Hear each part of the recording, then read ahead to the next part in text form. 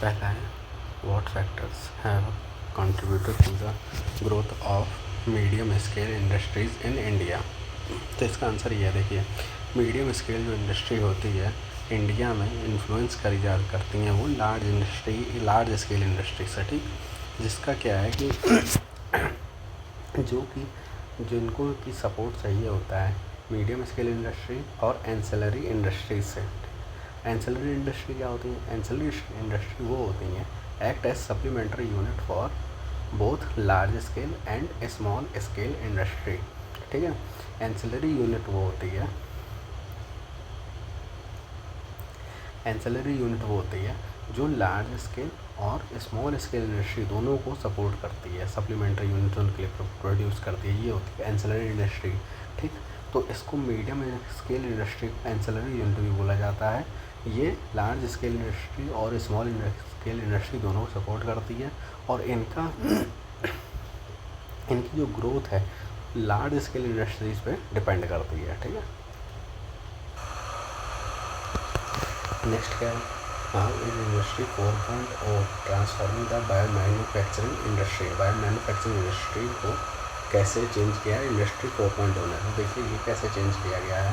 Integrating the predictive modelling, data analytics, artificial intelligence and automation technology. जो industry है bio manufacturing industry है उसमें क्या क्या चीज़ें इंट्रोड्यूस की गई हैं? Modelling, data analytics, artificial intelligence and automation technology. इसकी वजह से क्या है, इस डिजिटल ट्रांसफॉर्मेशन से क्या हुआ है, जो हमारी इंडस्ट्री है उसकी एफिशिएंसी बढ़ गई है, कॉस्ट जो थी वो लोअर हो गई है और जो टाइम टू मार्केट था, मतलब कोई भी प्रोडक्ट आप बनाते उसको मार्केट में पहुँचाने में जो टाइम लगता था वो एक्सेलरेट हुआ, वो कम हुआ है, मतलब, ठीक है। तो ये होता है आपका, ये फ़ायदे हैं कि उसके इंडस्ट्री 4.0 में इंडस्ट्री 4.0 के बायो मैन्युफैक्चरिंग इंडस्ट्री में इम्प्रूव करने के, ठीक है। नेक्स्ट है कि क्वालिटी एश्योरेंस क्यों ज़रूरी है, क्यों इतना क्रूशियल है in the production of pharmaceuticals and bio pharmaceuticals. ये इसलिए ज़रूरी है क्योंकि क्या होता है कि जो भी आप प्रोडक्शन कर रहे हो वो करंट गुड्स मैन्युफैक्चरिंग प्रैक्टिसेस से मीट करना चाहिए, उसके जो स्टैंडर्ड हैं करंट गुड्स मैन्युफैक्चरिंग प्रैक्टिसेस। ये इसलिए ज़रूरी है क्योंकि जो भी प्रोडक्शन आप प्रोसेस कर रहे हो वो current goods manufacturing process CGMP के स्टैंडर्ड हैं, जो रेगुलेटरी रिक्वायरमेंट्स हैं उनसे मैच करना चाहिए। विच इज़ इसेंशियल फॉर, ये ज़रूरी क्यों है? Which is essential for maintaining product safety, efficiency and quality. ये इसलिए कि जिससे प्रोडक्ट की सेफ्टी बनी रहे, उसकी अच्छी एफिशिएंसी हो और उसकी क्वालिटी हो।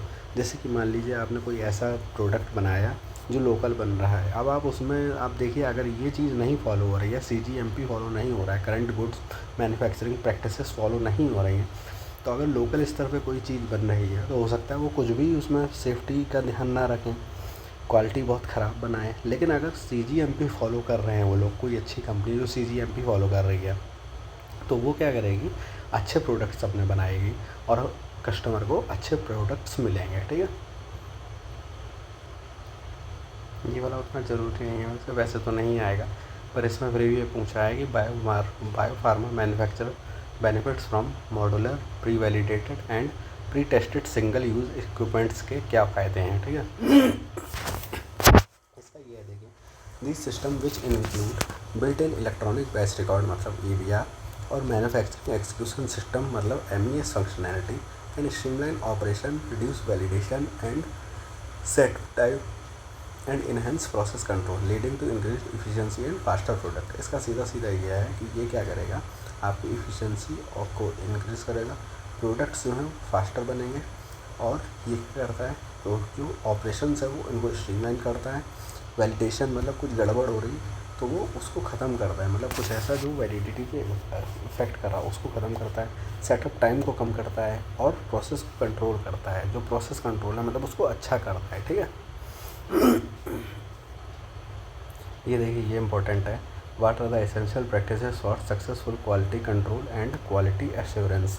मतलब क्वालिटी कंट्रोल और क्वालिटी एश्योरेंस के लिए एसेंशियल प्रैक्टिसेस क्या हैं जो सक्सेसफुल होने के लिए होनी चाहिए, ठीक है। तो essential practices for successful quality control and quality assurance are below. तो क्या है, सबसे पहले क्या है, ट्रेनिंग स्टाफ थोरोली, मतलब जो आपका स्टाफ है उसकी ट्रेनिंग अच्छे से होनी चाहिए। मेंटेनिंग मेटिलियस डॉक्यूमेंटेशन, मतलब जो डॉक्यूमेंटेशन है वो अच्छा होना चाहिए, ठीक है।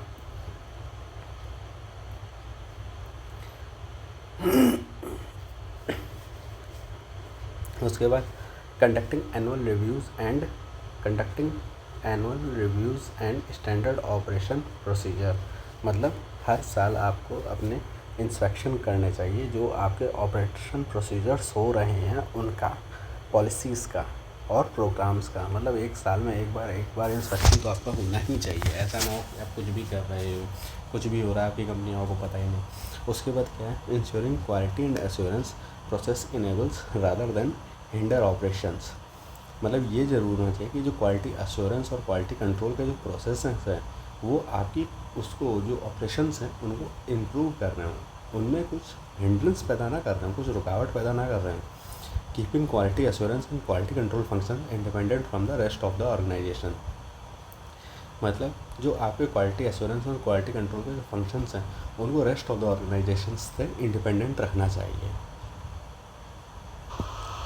अब देखिए क्या है इंसेंटिव्स एंड सब्सिडीज़, इसका क्या मतलब है, जो इंसेंटिव्स एंड सब्सिडीज़ होती हैं वो मोटिवेशनल फोर्स किस तरह कंसीडर करी जाती हैं जो कि एंटरप्रेन्योर्स को इंडस्ट्री स्टार्ट करने में फिर वो इनक्रेज करती है, इंडस्ट्री स्टार्ट करने के लिए इनक्रेज करती है, ठीक। जैसे कि होता है कि जैसे मान लीजिए आपको कुछ काम करना है, अगर आपको कुछ उसमें सब्सिडी मिल रही है, कुछ इंसेंटिव्स मिल रहा है, तो ये आपको उस काम को करने के लिए मोटिवेट करेंगे। इसका मेन पर्पस क्या है, इसका मेन पर्पस जो है वो रीजनल इम्बैलेंस को ख़त्म करना है। रीजनल इम्बैलेंस का मतलब क्या है यहाँ पे, कि जैसे मान लीजिए एक जैसे गाज़ियाबाद है, ठीक है, और आपका कौन सा शहर मान लीजिए कानपुर है, तो गाज़ियाबाद में अगर आप देखो तो गाज़ियाबाद में सॉफ्टवेयर की कंपनियाँ ज़्यादा हैं, सॉफ्टवेयर की कंपनियाँ बहुत कम हैं, ठीक है, बहुत ही ना के बराबर हैं। तो आदमी क्या करता है, मोस्टली जो आदमी होता है वो माइग्रेट करके गाज़ियाबाद जाता है।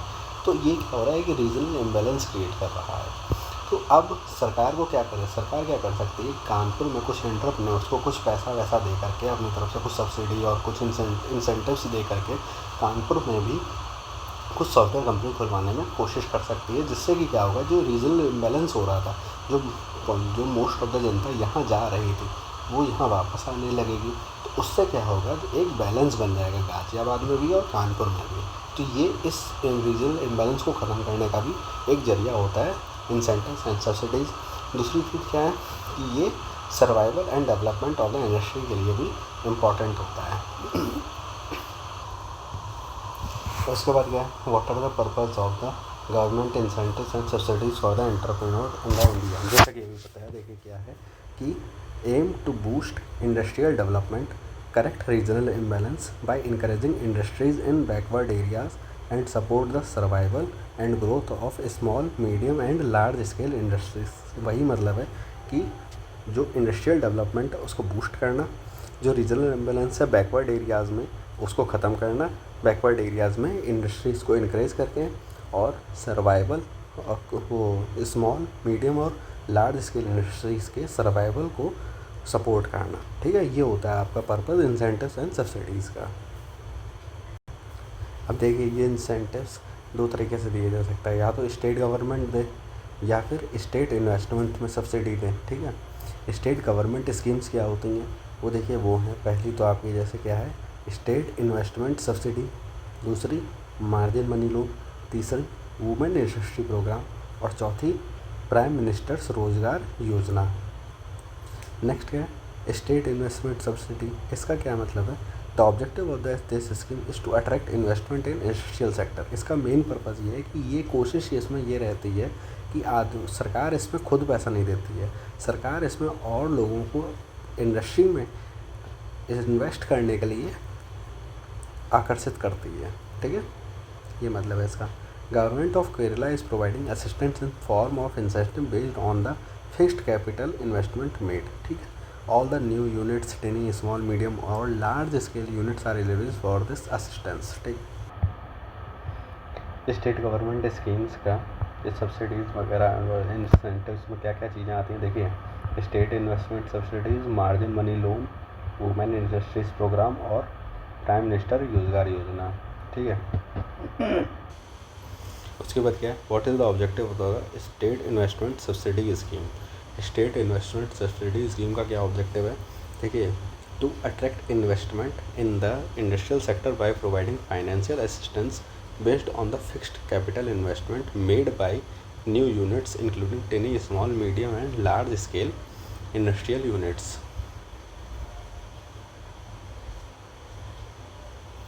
इसका मेन मतलब यही है कि देखिए क्या करती है स्टेट इन्वेस्टमेंट सब्सिडी, मतलब क्या होता है कि इन्वेस्टमेंट को अट्रैक्ट किया जाता है इंडस्ट्रियल सेक्टर में bye providing financial assistance based on the fixed capital investment. मतलब सरकार क्या करती है, एक फिक्स्ड कैपिटल इन्वेस्टमेंट करती है इसमें, जिससे कि जो medium, small, large scale industry है वो अपने आप में कुछ अच्छी चीज़ें कर पाएँ, जिससे कि क्या होगा कि जो अब काम अच्छा करेंगी तो हो सकता है और बाहर से अपने आप ही उनमें इन्वेस्टमेंट अट्रैक्ट होगा। तो क्या होता है कि जैसे मान लीजिए हम आपको आज 10,000 रुपया हर महीने का दे रहे हैं, आप अपने आप में कुछ इन्वेस्टमेंट कर रहे हो, धीरे धीरे क्या होगा कि आप हो सकता है कुछ 10,000 से आपने क्या किया, 10,000 से आपने कुछ स्किल सीखा, अब हम आपको 10,000 पर मंथ दे रहे हैं, अब आप उस 10,000 का वो एक स्किल सीख करके आप क्या करो, आप 20,000 और कमा रहे हो, जिससे क्या हो रहा है कि आपने इन्वेस्टमेंट आपके अट्रैक्ट हो रहा है। ये मतलब होता है आपका इसका स्टेट इन्वेस्टमेंट सब्सिडी स्कीम का, ठीक है।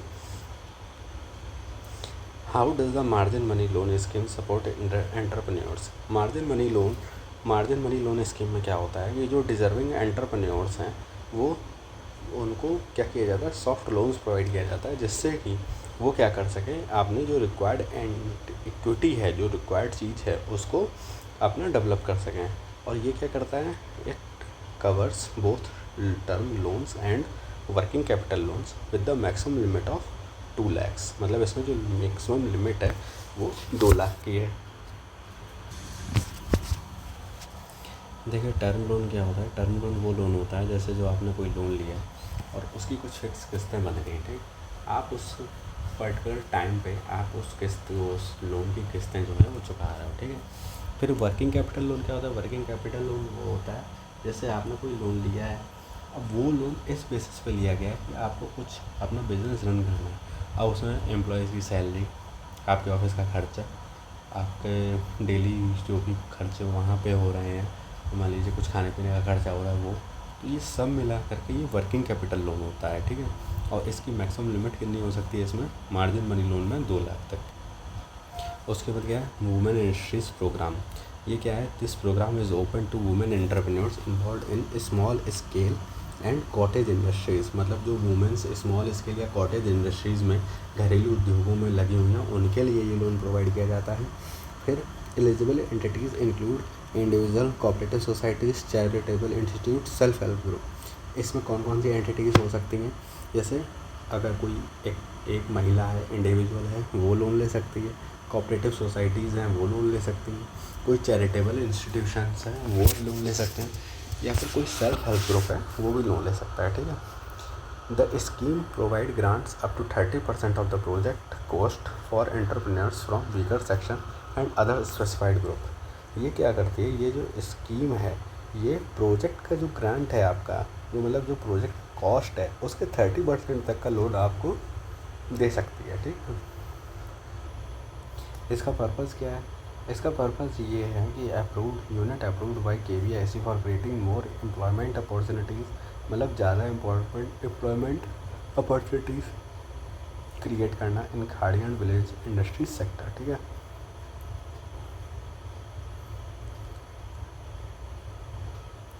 Entrepreneurs whose project cost is up to 10 lakhs is eligible for grant of 20%, 25% of the loan amount sanctioned by the commercial bank or cooperative bank or Kerala Finance Corporation। Entrepreneurs जिसके project की cost 10 lakh तक की है वो आपने इसके 10 लाख का 25% अपने लोन के अमाउंट में सैंक्शन करवा सकता है किसी भी कॉमर्शियल बैंक से या फिर कोऑपरेटिव बैंक से या फिर केरला फाइनेंस कॉर्पोरेशन से, ठीक है। Entrepreneurs belongs to weaker section या SC ST OBC women physically handicapped ex serviceman minority community are eligible for grant of 30% of the project cost. ठीक, इसका ये मतलब है कि weaker section, economically weaker section से आ रहा है, या फिर SC ST का है, या फिर OBC का है, वुमेन है, फिजिकली हैंडीकैप्ड है, एक्स सर्विसमैन है, या फिर माइनॉरिटी कम्युनिटी का है, तो वो अपने प्रोजेक्ट कॉस्ट का 30% तक अपने लोन में सेंक्शन करवा सकती हैं। ठीक है। What is the purpose of NABARD? The objective of the composite loan scheme is to create sustainable and gainful employment opportunities for unemployed and underemployed individuals in rural areas. ठीक है। Particularly in non-farm sectors, it supports rural artisans, handicraftsmen, small entrepreneurs and other eligible groups. इसका ये मतलब है कि जो rural areas हैं, तो या फिर नॉन फार्म सेक्टर्स हैं, रूरल एरियाज़ के नॉन फार्म सेक्टर्स हैं, मतलब जो आप गांव में देखिए, या तो जैसे किसानी कर रहा आदमी, या फिर किसान के अलावा जो लोग हैं, जो ऐसे लोग हैं जो किसानी नहीं कर रहे हैं, जैसे क्या है, कुम्हार हैं, या फिर कपड़ा बनाते हैं, क्या बोलते हैं उनको, कपड़ा बनाने वाले को हथकरघा बोलते हैं, वो हैं। ठीक है, आर्टिजन्स हैं, उनको सपोर्ट करने के लिए नाबार्ड ने ये स्कीम लाई है। ठीक, अब वो क्या करती है कि गांव में sustainable and gainful employment opportunities create करने के लिए ये अनएम्प्लॉयड या फिर अंडर एम्प्लॉयड इंडिविजुअल्स हैं गांव में, उनको सपोर्ट करती है। Sustainable and gainful employment opportunity का मतलब क्या है? Sustainable and gainful employment opportunity का मतलब ये है, सस्टेनेबल मतलब ऐसा एम्प्लॉयमेंट अपॉर्चुनिटी जो कि पीढ़ी दर पीढ़ी चलता रहे। ऐसा ना हो कि आज मैंने चालू किया और कल ख़त्म हो जाए, मेरे तो उसके साथ रिटायरमेंट के साथ ही ख़त्म हो जाए, मैं अपनी अगली पीढ़ी को भी ट्रांसफ़र कर सकूँ, मेरी अगली पीढ़ी को ट्रांसफ़र कर सके। ये होता है सस्टेनेबल एम्प्लॉयमेंट। और गेनफुल एम्प्लॉयमेंट अपॉर्चुनिटी मतलब उससे कुछ फ़ायदा भी हो। और ये होना किसको चाहिए? जो गाँव में ऐसे लोग हैं जो नॉन फॉर्म सेक्टर से कनेक्टेड है, मतलब गाँव में जो बिजनेसमैन टाइप लोग होते हैं, जो किसान नहीं होते, जो अलग होते हैं किसानों से, वो लोगों की मदद करने के लिए ये नाबार्ड डेवलप किया गया। ठीक है। इसके बाद क्या है? नेशनल इक्विटी फंड क्या है? National equity fund provide equity type support through the soft loans, मतलब जो आपको सपोर्ट प्रोवाइड करती है सॉफ्ट लोन्स के थ्रू, for setting up a new project in tiny small scale sectors, modernising technology and rehabilitation visual sick units.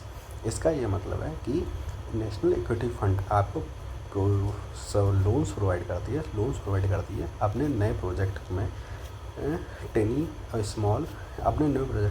या फिर small scale sector से जो है आपका, उसमें टेक्नोलॉजी मॉडर्नाइज करनी, या फिर आपका जो एग्जिस्टिंग वो है, ठीक, उसमें रिहेबिलिटेशन विजिबल सिक यूनिट, मतलब ऐसे कुछ सिक यूनिट्स में। इसका ये मतलब होता है कि जैसे आपके मान लीजिए उसमें क्या नाम है, आपके बिज़नेस में कुछ दिक्कतें आ रही हैं, तो आप एक ऐसा सेक्शन बनाते हो जहाँ पे उन दिक्कतों का ट्रबल शूट किया जाएगा। तो वो होती है rehabilitating visual sick units, taking corporate collective step to bring the declining company into better financial position. मतलब ऐसी कुछ दिक्कत हुई कि आपकी कंपनी की ग्रोथ कम होती चली जा रही है, आपको नुकसान हो रहा है, तो आप एक ऐसा टीम बनाते हो ना जो कि आपकी कंपनी में नुकसान क्यों हो रहा उसकी समीक्षा करती है, तो वो होती है रिहेबिलिटिंग विजिबल सिक यूनिट। ठीक है। अब इस स्कीम में क्या है?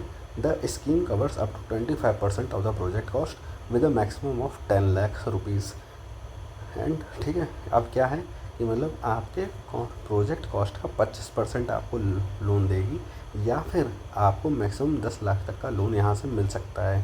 ठीक, उसके बाद 10 लाख तक का लोन मिल गया। और रीपेमेंट पीरियड क्या है? मतलब आपको ये लोन वापस भी करना है, लेकिन वापस कब तक करना है? 7 साल में। ठीक, without interest but with A 5% service charge. मतलब आप पे इस 10 लाख पे या 25% जो आपका प्रोजेक्ट कॉस्ट का वो मिला आपको लोन, उस पर इंटरेस्ट तो नहीं लगेगा 7 साल तक, लेकिन 5% सर्विस चार्ज ज़रूर लगेगा हर साल। तो वो सर्विस चार्ज के साथ आपको हर साल मतलब 7 साल में आपको वो अपना क्या नाम है प्रोजेक्ट वो लोन जो मिला है उसको पे करना है। Project cost under this scheme should not exceed 50 lakh. मतलब आपकी जो प्रोजेक्ट कॉस्ट है वो इस स्कीम के अंडर 50 लाख से ज़्यादा नहीं होनी चाहिए। The pattern of assistance is in form of soft loan to not to exceed 50, ये तो अभी बता ही दिया। ठीक है। The repayment period soft loan ये भी बता दिया। ठीक है। नेक्स्ट है technology development and monetisation fund. इसका ये मतलब होता है, ये ऐसा फंड होता है focuses on encouraging small scale industries, focuses on encouraging small scale industrial units to modernize their production facilities, adopt updated technologies and enhance their export capabilities। इसका ये मतलब है, जो आपका कंपनी है, ठीक है, आपकी कंपनी अब मान लीजिए 100 साल से चल रही है, अब 100 साल में लगातार कम मशीनें चेंज हो रही हैं, टेक्निक्स चेंज हो रही हैं, तो आपने अगर मान लीजिए उन चीज़ों को चेंज नहीं किया, नए समय के साथ आपने उन नई टेक्निक्स को नहीं अडॉप्ट किया, नए फैशन को नहीं अडॉप्ट किया, नई मशीनों को नहीं अडॉप्ट किया, तो क्या होगा, कंपनी को नुकसान होना चालू हो जाता है। जैसे फेमस केस अगर हम देखें नोकिया का, तो नोकिया ने क्या किया, नोकिया एक टाइम पे बहुत अच्छी कंपनी थी, लेकिन जब से एंड्रॉयड आया तब से नोकिया को नुकसान होना चालू हो गया, क्योंकि उन्होंने क्या किया, उन्होंने नए समय के साथ अपनी चीज़ों को अपडेट नहीं किया। तो ये चीज़ होती है जब आप समय के साथ अपनी चीज़ों को बदलते नहीं हो, अपडेट नहीं करते हो, ठीक। This include financial assistance for purchasing capital equipment, मतलब इसमें क्या क्या, इस फाइनेंशियल असिस्टेंस में क्या क्या चीज़ें इंक्लूड करी जाती हैं कि जो कैपिटल इक्विपमेंट आपको ख़रीदना है, मतलब जो मशीन आपको ख़रीदनी है, ठीक। अपग्रेडिंग प्रोसेस टेक्नोलॉजी, आपकी जो टेक्नोलॉजी को प्रोसेस करने के लिए जो भी फीस लग रही है। जैसे एग्जांपल के लिए मान लीजिए अब से पहले क्या होता था, जो बिल्डिंग के चार्ट वगैरह बनते थे वो आदमी बनाते थे, लेकिन अब क्या है, अब ऑटोकैड आ गया। अब ऑटोकैड ख़रीदने के लिए भी आपको उस टेक्नोलॉजी को ख़रीदने के लिए भी पैसा चाहिए ना, तो वो प्रोसेस टेक्नोलॉजी का पैसा। And improving product quality and packaging, होता क्या है, आप सामान बेच रहे हो, उसकी क्वालिटी को आप लगातार इम्प्रूव करोगे तभी वो सामान आपका बेचेगा, ठीक। और उसकी पैकेजिंग भी अच्छी होनी चाहिए। जैसे पार्ले जी था, पार्ले जी एक टाइम कागज़ के पैकेट में आता था, लेकिन धीरे धीरे उन्होंने देखा कि कागज़ का पैकेट उतना इफेक्टिव नहीं है और हमारा जो बिस्कुट है वो सीलन आ जाती है, उसमें पानी को एब्जॉर्ब कर लेता है। तो उन्होंने क्या किया, उसको उसकी पैकिंग को चेंज करके किसका कर दिया, पॉलीथीन का कर दिया, जिससे क्या हुआ कि क्वालिटी और उसकी प्रिजर्व रही। तो ये उन्होंने अपडेट किया खुद को। तो वही चीज़ यहाँ पर है कि improving product quality and packaging, ठीक। अब देखिए, assistance under the scheme would be available for meeting the expenditure on.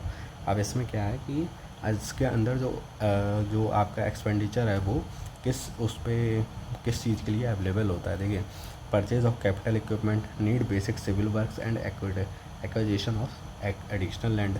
जैसे क्या है, कैपिटल इक्विपमेंट आपको कुछ खरीदने हैं जैसे, या फिर बेसिक सिविल वर्क से रिलेटेड, या फिर आपको नई ज़मीन खरीदनी है। फिर technical know how design and drawings, मतलब कुछ टेक्निकलिटीज़, आपको नई चीज़ें चाहिए, जैसे कोई नई चीज़ आपको कैसे डिज़ाइन करनी है, ड्रॉ करनी है, ठीक। अपडेशन ऑफ प्रोसेस टेक्नोलॉजी, अब मान लीजिए आप कुछ बर्तन बना रहे हो तो वो पहले किसी और तरीके से बनता था, आप उसको नई टेक्नोलॉजी को चला रहे हो उसको बनाने के लिए, तो वो हो गई। Improving in packaging and cost of total quantity management, acquisition of ISO 900 series certification, मतलब इसके लिए भी आपको सर्टिफिकेट के लिए पैसा देना पड़ता है, ठीक है। The application for financial assistance should be made in prescribed form to the nearest branch office of the SIDBI. अब इस फाइनेंशियल असिस्टेंट के लिए आपको प्रिस्क्राइब्ड फॉर्म भर करके अपने nearest branch office of SIDBI में आपको इसको फॉर्म को सबमिट करना होता है। The borrowing unit will be required to execute a loan agreement in the prescribed form for availing the assistant under this scheme, ठीक है। Thank you.